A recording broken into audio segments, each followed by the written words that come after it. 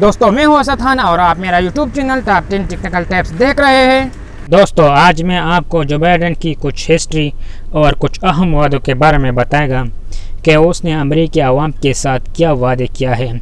सबसे पहले मैं बात करेगा जो बाइडेन की हिस्ट्री के बारे में और इसके बाद में उन वादों के बारे में बात करेगा जो उसने अमेरिकी आवाम के साथ इलेक्शन से पहले किया है। जो बाइडेन ने डोनाल्ड ट्रंप को शिकस्त दे दी और अमेरिका का नया सदर मुंतखब हो गया। बहुत बड़ी टफ मुकाबला था। कई जगहों पर वोटिंग रोक दी गई और फिर स्टार्ट कर दी, कई जगहों पर गिनती रोक दी गई और फिर स्टार्ट कर दी, लेकिन आखिरकार डोनाल्ड ट्रंप को शिकस्त देकर अमेरिकी सदर मुंतखब हो गया। जो बाइडेन 1942 में पैदा हुआ था और 2020 में अमेरिकी इंतखाबात के लिए डोनाल्ड ट्रंप के खिलाफ नामजद कर दिया। उसने डोनाल्ड ट्रंप के खिलाफ इलेक्शन लड़ा और जीत के बाद अमेरिकी सदर मुंतखब हो गया। इसकी पैदाइश पेंसिल्वेनिया में हुई थी और अब इसकी उम्र 78 साल है। यह अमेरिकी तारीख का सबसे बड़ी उम्र वाला सदर मुंतखब हो गया। इतनी बड़ी उम्र वाला शख्स ने कभी अमेरिकी सदारत का हलफ नहीं उठाया है। जो बाइडेन ने 1968 में कानूनी डिग्री हासिल की और 1970 में डेमोक्रेट के अंदर बहुत ज़्यादा एक्टिव हुआ और उस दौर में डेमोक्रेट पार्टी ने जो बाइडेन को कहा कि आप सीनेट का इलेक्शन लड़े। जो बाइडेन इलेक्शन के लिए खड़ा हो गया और इसके मुकाबले में जो आदमी इलेक्शन लड़ रहा था वो बहुत ज़्यादा पॉपुलर आदमी था और वो उस दौर में रिपब्लिकन का लीडर था और उसके मुकाबले में इलेक्शन लड़ना एक बहुत बड़ा मुश्किल काम था और वो इलेक्शन 1972 में था और इसने उस इलेक्शन को जीत लिया था। इसने उसके लिए बहुत ज़्यादा मेहनत की थी, अपनी फैमिली समेत जो खास आदमी थे सारे इस काम पे लगा दिया था और ये सेनेटर मुंतखब हुआ। ये तकरीबन 30 साल तक सेनेटर का खिदमत सर अंजाम देता रहा। इसने बहुत सारे ओहदों पर काम किया है और बारक ओबामा के दौर में इसको नायब सदर मुकर्रर किया था और इसने उस दौर में बहुत अहम फैसले किए। ओबामा का इस पर बहुत इत्मीनान था। उसने खुद कहा था कि ये मेरा सबसे तजुर्बाकार साथी है और प्रेसिडेंसी के अहम तरीन मामलात को चलाने वाला आदमी बारक ओबामा के अलावा जो बाइडेन है और जो बाइडेन ही अहम हसास तरीन मामलात को देख रहा था। इसके साथ 3-4 ओहदे थे। फॉरेन पॉलिसी में इसने बहुत बड़ा काम किए हैं। 9/11 के बाद इसने बहुत अहम फैसले किए। 2003 में गल्फ वार हुई, उस दौर में रिपब्लिकन की हुकूमत थी। इसने उसकी हिमायत की, मुखालिफत नहीं की। जो जंग इराक में हुई थी फिर इसने इराक जंग के लिए वोटिंग करवाया और उसमें इसने वोट दिया। इसके साथ साथ ज़मीनी फौज दाखिल करने में भी इसने हिमायत की और भरपूर तरीके से साथ दिया। उस दौर में सीनेट में डेमोक्रेट की अक्सरियत थी। दूसरा काम इसने ये किया, यह सीनेट का चेयरमैन था, इसने अपना ओहदा उसमें इस्तेमाल किया और 18 सेनेटर इसने मुत्तहिद किया जिनके ऊपर वो कमेटी बनाई गई जो जंग के हक में थे ताकि जंग के खिलाफ कोई बात न कर सके।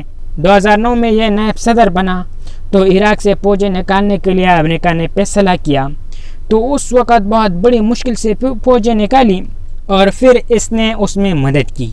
इसके बाद इसने यूरोप के साथ ताल्लुकात को बेहतर बनाया, ख़ासकर इंटेलिजेंस की मालूमात और इंटेलिजेंस शेयरिंग के ऊपर इसने काम किया। इसके अलावा इसने मनी लॉन्ड्रिंग के ऊपर काम किया कि अमेरिका से पैसा बाहर नहीं जाना चाहिए, दुनिया का पैसा यहाँ आ जाए लेकिन यहाँ का पैसा वहाँ नहीं जाना चाहिए। ओबामा के दौर में ईरान के ऊपर बहुत पाबंदियाँ लगाई लेकिन इसने कम करवाया। यरूशलेम में इसने एम्बेसी खोलने की मुखालिफत नहीं की लेकिन यह बात ज़रूर कर ली कि 2 रियासतें बना लिया जाए और एक इसराइल दूसरा फ़लस्तीन, लेकिन कोई माप जारी नहीं किया। अब आते हैं इसके वादों की तरफ कि इसने अमेरिकी आवाम के साथ क्या वादे किया है। क्लाइमेट चेंज बहुत अच्छी बात है, माहौलियात के ऊपर यह काम करेगा। दूसरा वादा इसने सेहत की हिफाजत के बारे में किया है, हेल्थ केयर के बारे में, बड़ी अच्छी बात है और इस कोरोना की सिचुएशन में इसके लिए इलेक्शन जीतने के लिए यह ज़रूरी भी था। तीसरा वादा इसने इमिग्रेशन के बारे में किया है। बहुत सारे लोग वहाँ बाहर से आते हैं, वहाँ का नेशनलिटी हासिल कर लेता है और वहाँ का वोटर बन जाता है, तो इसने कहा कि उनके लिए पॉलिसी नरम कर लूँगा। चौथा वादा इसने रेसिज्म के बारे में किया है یہ جو نسل پرستی کا تعاقب چل رہا ہے میں اس کو ختم کروں گا۔ 5واں وعدہ اس کا یہ ہے انٹرنیشنل لیڈرشپ اور ٹریڈ۔ اس کا یہ خیال ہے کہ دنیا اب امریکہ کو لیڈر نہیں مانتا ہے۔ چین بھی سامنے آ رہا ہے۔ چین کے صدر نے بھی یہ کہا تھا UN اسمبلی میں کہ خطہ میں ایک سپر پاور نہیں رہا اور بھی بہت طاقتیں ہیں۔ اس خطے میں اب امریکہ اکیلا نہیں رہا، یورپ بھی اس بات کو مانتا ہے۔ تو اس نے کہا ہم یہ دوبارہ دنیا کو منوائیں گے کہ امریکہ واحد سپر پاور ہے اور دنیا کی سب سے عظیم لیڈرشپ امریکن صدر ہے۔ اب یہ بات بہت بڑی خطرناک ہے۔ ساتھ میں ٹریڈ بھی شامل ہے، یعنی تجارت کو دنیا کے ساتھ بہتر بنائے گا۔ لیکن دنیا میں لیڈرشپ منوانا اور کیا طریقہ ہے؟ یہ کسی نہ کسی طریقے سے حالات کو کشیدہ کرے گا۔ اس کی ہسٹری سے معلوم ہوتا ہے کہ یہ ماضی میں بھی جنگوں کی حمایت کی ہے، تو یہ ان ممالک کے لیے ٹف ٹائم دے سکتا ہے۔ دوستو آپ کو ایک ریکویسٹ ہے، اگر ابھی تک آپ نے میرے چینل کو سبسکرائب نہیں کیا تو پلیز میرے چینل کو سبسکرائب کریں اور بیل آئیکن پریس کریں تاکہ میرا اگلے آنے والے ویڈیو آپ کو ملتے رہے۔ دوستو ویڈیو کو لائک کریں اور شیئر کریں، لائک کرنا بالکل فری ہے۔ پھر ملیں گے انشاءاللہ دوسری ویڈیو میں، تب تک کے لیے ہمیں اجازت چاہتے ہیں۔ اللہ حافظ۔